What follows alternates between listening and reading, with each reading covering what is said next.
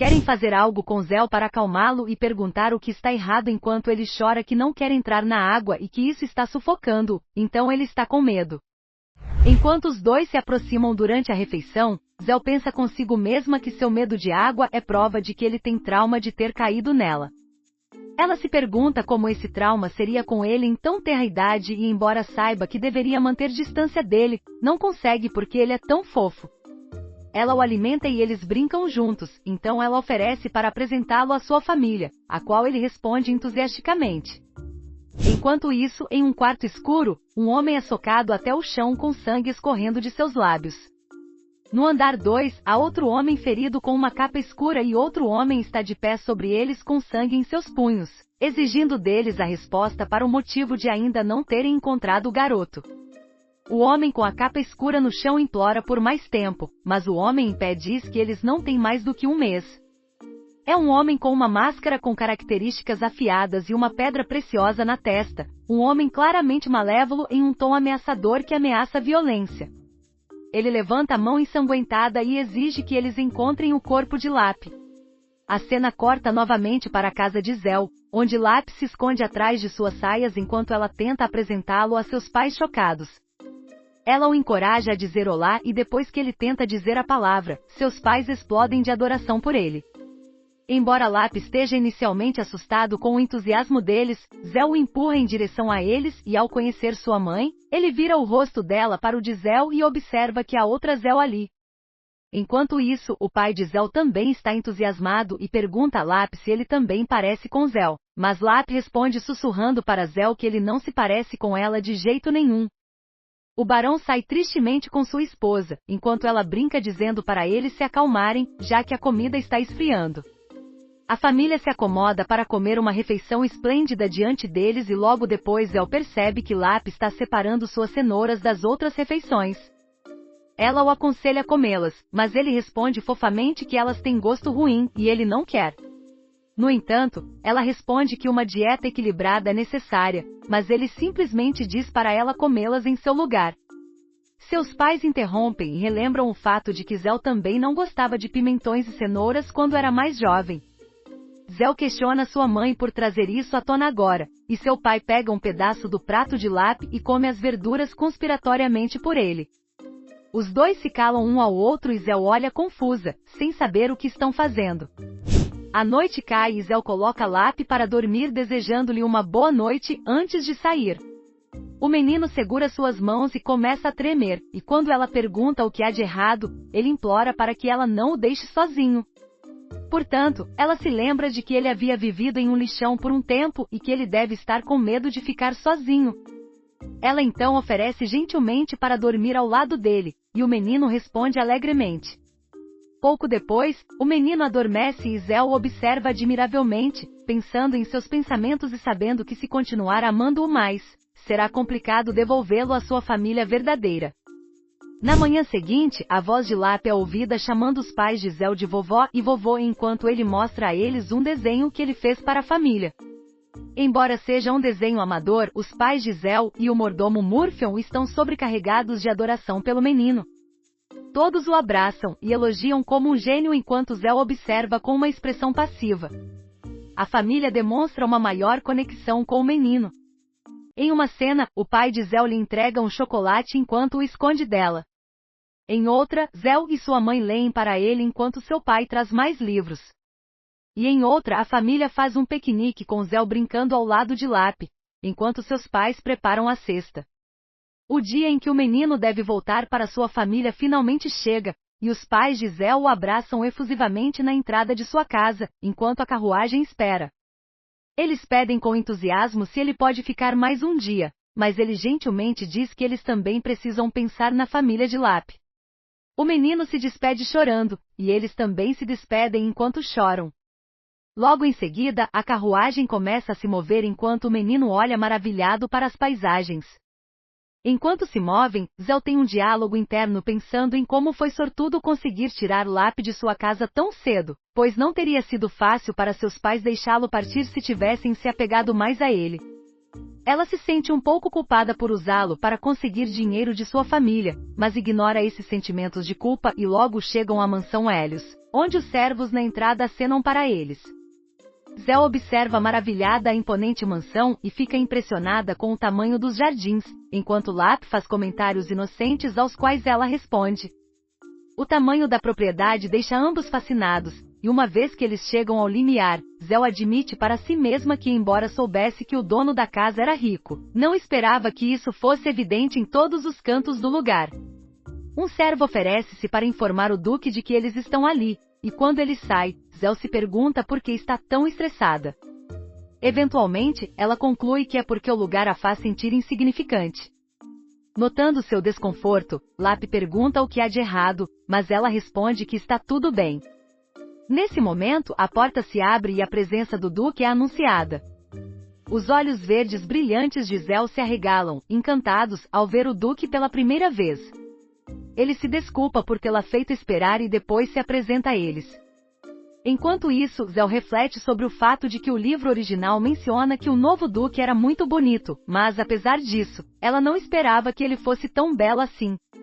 Ela se levanta para cumprimentá-lo e inadvertidamente solta palavras de baixo calão, dizendo que ele é muito bonito, mas imediatamente cobre a boca de vergonha enquanto ele estreita os olhos para ela. Ela não consegue acreditar que disse isso em voz alta. Atrás dela, Lap repete a palavra de baixo calão, perguntando o que significa, e Zéu fica consternada ao descobrir que ele também ouviu. No entanto, Chester olha desaprovadoramente para ela, enquanto ela pensa consigo mesma, envergonhada, que as coisas não estão indo tão bem quanto ela gostaria. Chester continua a olhar para ela com desgosto enquanto Zéu continua em pé, envergonhada, com Lap segurando suas saias, felizmente alheio à situação. O servo atrás de Chester abafa uma risada e sugere que ele converse com ela por um tempo. Nisso, Zéu pede a Lap para ficar quieto por enquanto, e o servo sai dizendo a Chester que irá preparar algumas bebidas para eles. Assim, os três ficam sozinhos na sala, e Zéu faz uma reverência para se apresentar. Ela empurra Lap para a frente, dizendo a Chester que esse é o garoto que ele estava procurando, e encoraja Lap a cumprimentá-lo. Como resultado, Lap cumprimenta, mas faz uma reverência de forma desajeitada. No entanto, Chester nada dizendo, preferindo em vez disso olhar fixamente para a criança na sua frente, que retribui o olhar mas segura as saias de Zéu para se apoiar. Zéu está irritada com isso, perguntando-se por que Chess está olhando tão intensamente para o colo quando o cabelo preto e os olhos vermelhos estão bem visíveis. De repente, Chester franze o senho para Zéu, e ela retribui com um sorriso desconfortável, seus olhos verdes e amplos olhando para os olhos vermelhos de Chester. Chester lembra da reunião que teve com o seu servo logo antes de sair para encontrá-la. Na reunião, ele pergunta ao seu servo se a Liselle Prosier que está esperando lá fora para encontrá-lo é a filha do Barão Prosier. Depois que o servo responde afirmativamente, Chester especula que conhecer ela pode ser uma perda de tempo, dada rumores de que ela gastou a fortuna dos pais de forma imprudente, levando-os à falência, e agora só está pegando uma criança aleatória para tentar conseguir uma recompensa. O servo aconselha-o a ver por si mesmo antes de tirar conclusões, mas Chester responde que mesmo que o menino seja real, ele ainda não quer conhecê-lo, porque com o tipo de pessoa que ela é, ela provavelmente iria apenas desperdiçar o dinheiro da recompensa novamente. O servo, notando a tensão na voz dele, supõe que ele deve estar chateado com todos os golpistas que encontraram até agora, e Chester responde afirmativamente, expressando repugnância de que as pessoas mentiriam e venderiam seus filhos por dinheiro, e por isso ele nunca perdoaria suas intenções. Voltando ao presente, Chester continua a olhar fixamente para Zéu e o colo enquanto este último se esconde atrás dela. De repente, ele passa a mão pelo cabelo em frustração, enquanto Zéu se pergunta se apenas imaginou o olhar que ele lhe deu. No entanto, com as mãos ainda no cabelo, Chester olha para ela novamente, pensando consigo mesmo que Zéu é o pior tipo de pessoa por trazer uma criança faminta para ganhar sua simpatia. Por isso, ele cruza os braços e direciona sua atenção para Lap, perguntando se ele é Lefilian Helios, ao que Lap confirma alegremente, dizendo que Zéu disse a ele que esse era o seu nome. Chester fica chocado ao ouvir isso, mas logo se recompõe e olha fixamente para Zéu, pensando que ela pediu a Lap para mentir. No entanto, ele se vira para ela e pergunta onde ela encontrou a criança. Zell pensa inocentemente consigo mesma que Chester ficaria chateado se ela contasse o lugar real, mas Chester interpreta seu silêncio hesitante como uma tentativa de inventar uma mentira. No entanto, ela diz a ele honestamente que encontrou Lap no lixo. Mas ele continua a olhar fixamente para ela, pensando consigo mesmo que ela está obviamente tentando construir uma mentira para fazê-lo sentir pena. Por isso, ele continua a interrogá-la, perguntando por que ele estava lá, mas antes que ela possa falar, Lap se manifesta inocentemente, dizendo que Zell disse a ele que ele não conseguia se lembrar de nada por causa do acidente. Chester fica ainda mais furioso internamente, pensando que Zell disse a Lap para dizer isso para que ele não faça perguntas. Ele decide em si mesmo expô-la, enquanto Zell se pergunta por que ele está olhando para ela daquele jeito.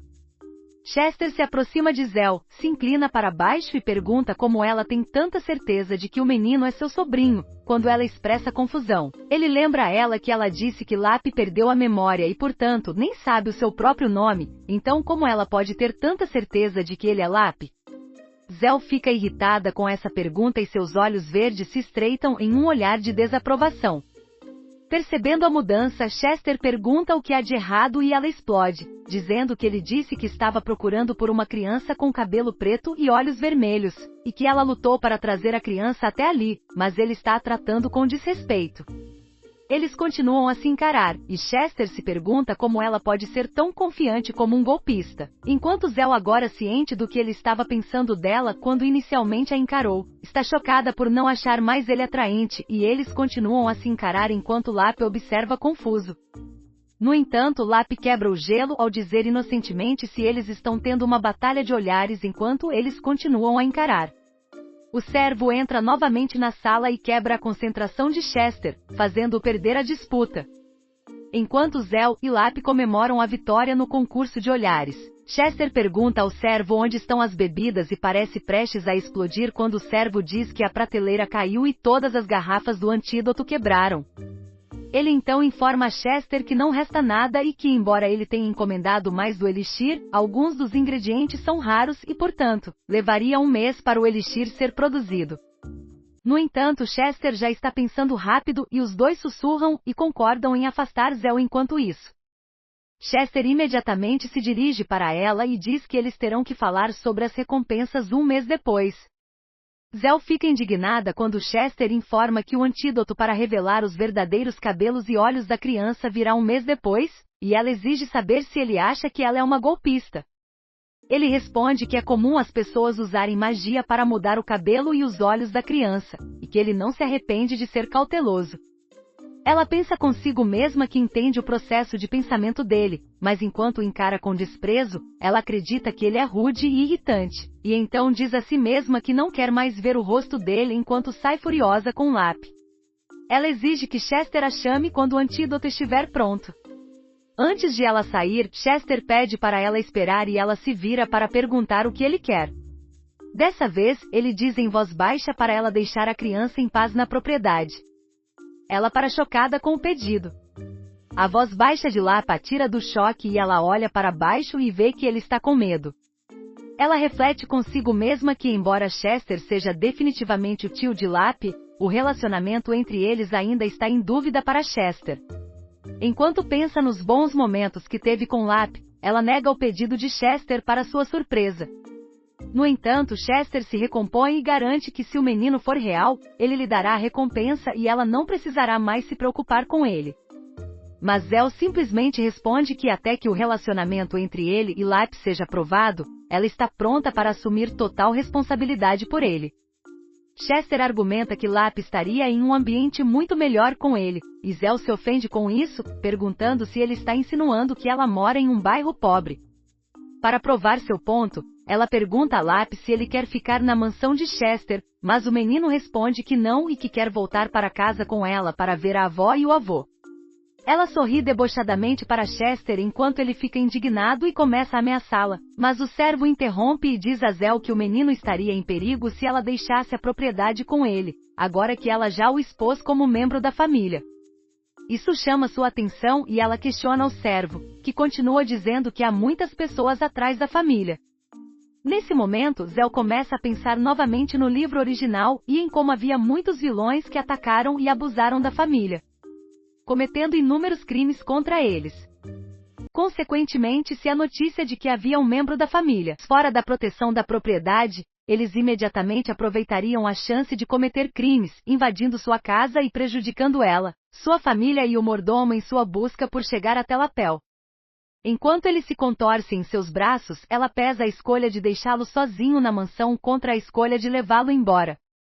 Enquanto Chester a encara, certo de que a razão pela qual ela está quieta é porque ela está com medo de que descubram que ela é uma golpista, ele está preocupado que ela esteja fingindo se importar com a criança enquanto a manipula mentalmente. Jura para si mesmo que não pode deixar essa vilania passar impune. Consequentemente, ele chama seu nome, e ela responde. Ele então oferece a ela a permissão para ficar na mansão por um mês com Lapel antes que a poção chegue, para surpresa de seu servo Zéu. Por outro lado, aceita sua proposta. O dia se transforma em noite, e o servo mostra a Zéu e Lapel seu novo quarto, com Lapel comentando alegremente sobre seu tamanho e falando inocentemente sobre como é muito maior e mais impressionante do que o quarto de Zéu em casa. No entanto, o servo informa Zéu que ele enviou uma mensagem para sua casa informando que ela ficará na propriedade por um tempo, e Zéu gagueja sua gratidão. O servo então se apresenta a ela pela primeira vez, dizendo que seu nome é Rohan. Ela então o chama pelo nome enquanto pergunta se ela pode pegar uma carruagem para visitar seus pais e pegar algumas coisas de sua casa. Ela continua informando que Lapel não pode dormir sozinho e, consequentemente, ela precisa ir cedo de manhã e voltar o mais rápido possível. Rohan responde educadamente, dizendo que não seria um problema e que a carruagem estaria pronta para sair o mais rápido possível. Como uma palavra de despedida, ele a aconselha a descansar, e ela agradece. Então ele deixa o quarto e fecha a porta. Agora parado do lado de fora, ele pensa consigo mesmo que se ela realmente está agindo como Chester pensa, então ela é uma das maiores golpistas de todos os tempos. Rohan reflete sobre sua reunião com Chester depois que Zéu concorda em ficar na mansão. Chester está muito convencido de que ela só aceitou ficar na mansão porque ela queria satisfazer sua vaidade. Ele então expressa que tudo será revelado com o tempo e exige que Rohan relate todos os seus movimentos para ele. Rohan sorri para si mesmo no momento presente, perguntando-se por que Chester está tão sensível em relação a toda a situação.